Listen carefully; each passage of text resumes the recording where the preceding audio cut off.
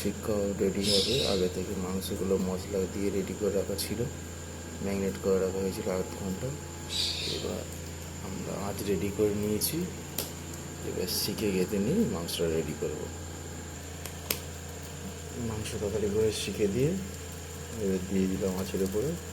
আস্তে আস্তে রোস্ট হবে।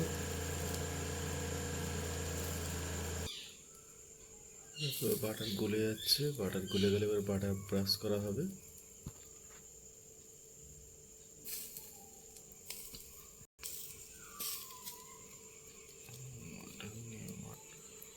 বাটার নিয়ে বাটার ব্রাশ করে দেওয়া হচ্ছে।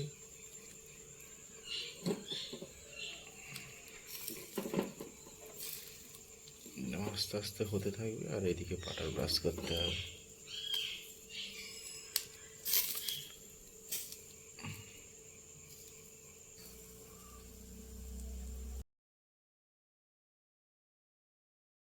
শিক্ষা কত সুন্দর কালার এসছে। এইবার গরম গরম পরিবেশন করবো।